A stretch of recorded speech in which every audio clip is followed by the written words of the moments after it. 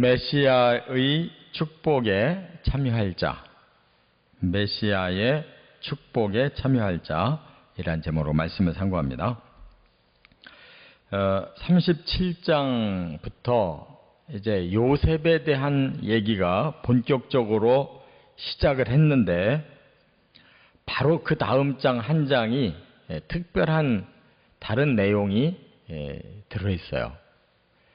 이 37장부터 계속 요셉 얘기가 진행되는데, 갑자기 38장 한 장만 이 넷째 아들 유다 집안의 얘기가 갑자기 나와요. 이게 무슨 뜻이냐? 이 요셉에 대한 얘기는 이 메시아의 가문을 말하는 게 아니고, 말하자면 선민의 경위, 선민이 되어가는 그 과정을 말하는 거예요. 요셉은 유다의 12아들이 이제 애굽으로 가서 씨족이 민족되게 하는데 역할을 한 사람입니다. 그렇기 때문에 이 메시아의 계보는 아니에요, 요셉은.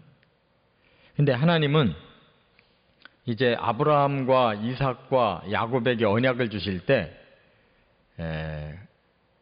너의 자손들이 이제 땅을 차지하고 또 민족을 이루고 왕들이 나오고 할 거다 하는 말씀을 하셨는데, 그것은 다수, 하나님의 선민이 이제 큰 공동체를 이룬다는 뜻을 말한 거고, 그 일을 위해서는 요셉이 쓰임 받는 거고, 그러나 하나님이 한편으로는 네 씨가, 네 자손이 하고 단수로 계속 이렇게 주신 말씀이 있어요.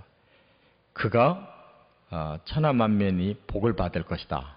그를 통해서 이렇게 단수로 내려가는 이 씨나 자손이라는 말은 바로 메시아를 말하는 거예요.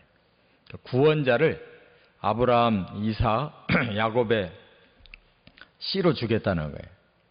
그러면 이 씨가 끊이지 않고 아브라함부터 예수님까지 내려와야 되거든요. 그 씨 개념을 이어가는 과정이 바로 이 38장 한 장에 유다에게로 내려가고 또 셀라에게로 내려갔다. 그것을 지금 보여주는 거예요. 그러니까 요셉 쪽은 이제 민족을 만드는 선민, 또 유다 쪽은 메시아를 이루어내는 그런 그 씨로 지금 소개가 되고 있어요. 그래서 오늘 본문에 언뜻 보면 이건 전부 너무 불륜이고 불법이고, 도대체 이런 가문에서 예수님이 나왔다는 것이 대단히 의아한 일이에요. 그러나 하나님은 율법과 또 하나님의 계획 두 가지를 볼 때 우선순위를 하나님 계획에다가 두셔요. 그래서 사람은 법으로 이게 옳으냐 그르냐를 따지는데, 하나님 그걸 초월해서 하나님의 계획에 부응하는 믿음을 가진 자를 쓰시는 걸 볼 수가 있어요. 우리가 더 큰 눈으로 보는 이러한 메시아 계보를 여기서 깨달을 수가 있어요. 그래서 누가 이 메시아 계보의 축복을 얻었느냐? 세 종류의 사람이 있어요. 첫째는 1절부터 11절에 보면 하나님의 은혜를 입은 자, 하나님의 은혜를 입은 자가 들어왔어요. 그게 바로 유다인데, 유다는 야곱의 넷째 아들입니다. 그는 이 계보에 들어올 사람이 아니에요. 그런데 첫째 아들 르우벤이 서모 비라와 통간하는 바람에 너무 큰 죄를 졌어요. 그래서 하나님이 제해버리셨고, 또 둘째 시므온과 셋째 레위는 세겜족들을 무참하게 살인을 하는 주도자들이었어요. 그래서 하나님이 그들을 제했어요. 그리고 그 다음 순서가 넷째예요. 그래서 하나님이 이 아들을 보내신 순서가 그게 장자권이거든요.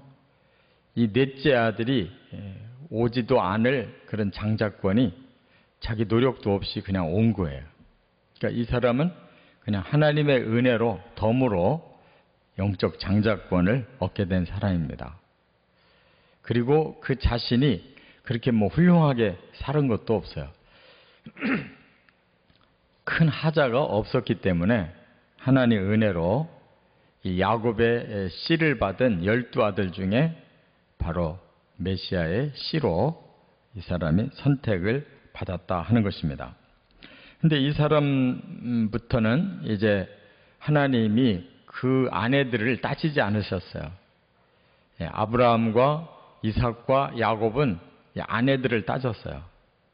그래서 꼭 사라의 아들이어야만 되고 또 이삭이어야만 되고 그 다음 야곱 이렇게 그 한 사람 한 사람을 중요하게 여기고 또 고향에서 부인들을 다 데리고 오고 막 이렇게 하게 만들었는데 이 12아들부터는 그걸 따지지 않아요.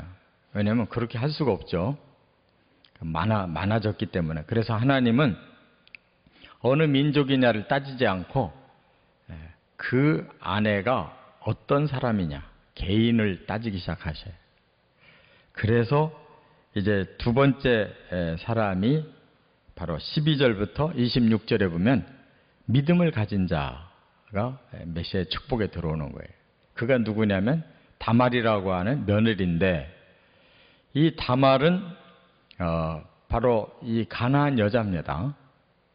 그럼에도 불구하고 더구나 또 며느리와 시아버지와의 관계를 통해서 나온 그 자녀가 그 메시아의 계보가 되므로 이 예수님의 족보에 보면 우리가 생각할 때 의아하게 생각이 되는 여자들의 이름이 4사람이나 나오는데 그 중에 첫째가 다말이에요.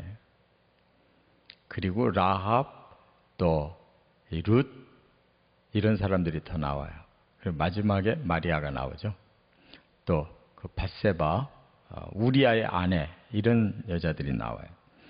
그러니까 이렇게 이방 여자에다가 또 행실이 좋지 않은 여자에다가 남의 여자에다가 이렇게 메시아의 계보가 흐르는데 그건 겉으로 보는 율법적인 모습이고 그 속에서 보여지는 중요한 핵심이 믿음이 있어요.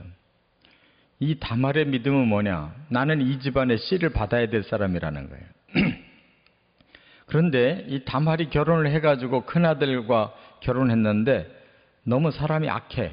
그래서 하나님이 애를 죽이셨어요. 둘째 아들 오난이 계대 결혼을 해야 돼요. 이거 수혼이라고 그러는데 그 집안의 씨를 이어주는. 근데 이 둘째 아들도 자기 씨가 되지 않는 걸 괜히 좋은 일 해주고 싶지 않다 그래가지고 자꾸 그걸 거부하게 되니까 하나님 그도 죽여요. 셋째 아들 세라가 남았는데 이 셋째 아들이 셀라가 남았는데 이 셋째 아들이 그 유다가 죽이기가 싫은 거예요. 이 며느리가 아무래도 재수 없는 여자다. 아들들이 다 죽으니까. 그래서 안 주고 너 친정 가서 수절하고 있어라. 다 크면 줄게. 그러는 거 안 준 거예요. 그러니까 이 다말은 나는 이 집안의 며느리가 됐고 어떻든 이 집안의 씨를 받아야지 될 사명이 있는데 어떻게 하면 씨를 받을까? 아들을 안 주겠다면 시아버지 씨라도 받아야 되겠다. 그가 뭐 무슨 음란한 것이라든지 이런 범죄를 일으키고자 한 게 아니고 오직 이 집안의 며느리로서 씨를 받아야 된다. 그 일념이었어요. 그게 바로 하나님 생각과 똑같아요. 하나님도 어떻든 아브라함, 이삭, 야곱에게 택한 이 사람들 속에서 씨를 받아야 되는데 유다에게서 씨를 받아야 되잖아요. 그 마음이 같아요. 하나님의 계획에 들어온 여자예요. 씨를 받고 싶어하는. 그래서 다말을 쓰신 거예요. 이처럼 우리가 이런 윤리나 율법을 떠나서 더 큰 뜻, 하나님의 계획에 부합하는 그 방향으로 함께 가려고 하는 믿음 있는 자를 하나님 쓰신다는 걸 깨닫습니다. 끝으로 세 번째, 27절부터 30절까지는 침노하는 자가 바로 메시아의 축복에 참여하는 거예요. 이 다말이 아기를 낳게 되는데 하필 또 쌍둥이였어요. 쌍둥이가 이제 하나는 세라고 하나는 베레스인데 첫째 아들 세라가 먼저 나오기 시작했어요. 손이 먼저 나왔어요. 그랬더니 얼른 홍색실을 감아줬어요. 얘가 첫째다. 근데 조금 있으니까 손이 들어가 버려요. 그리고 밀치고 둘째 애가 먼저 나와요. 베레스가. 나중에 메시아의 계보가 이 둘째 아들 베레스로 내려가 버려요. 이게 대단히 상징성이 있는 거예요. 야곱도 형을 밀치고 자기가 그 장자권을 사고 또 축복을 받고 막 그래서 결국은 됐잖아요. 예수님도 그랬어요. 천국은 침노를 당하고 있다. 이 말은 천국을 사모하고 먼저 뛰어드는 자가 천국을 얻는 것이다. 이처럼 성경에는 일반 윤리나 율법을 우선하는 하나님의 계획에 그 믿음으로 응하는 자에게 하나님 축복을 주시는 거예요. 그렇기 때문에 우리가 천국을 상식으로 가는 게 아닙니다. 하나님의 이 깊은 계획에 참여하는 자가 가는 거예요. 은혜를 받아야 되고 믿음을 가져야 되고 그 축복을 참여하기 위해서 열심을 다해서 침노하듯이 사모하는 자가 얻는다는 거. 우리도 이런 믿음으로 천국에 반드시 입성하는 축복을 받으시기를 주의 이름으로 축원합니다.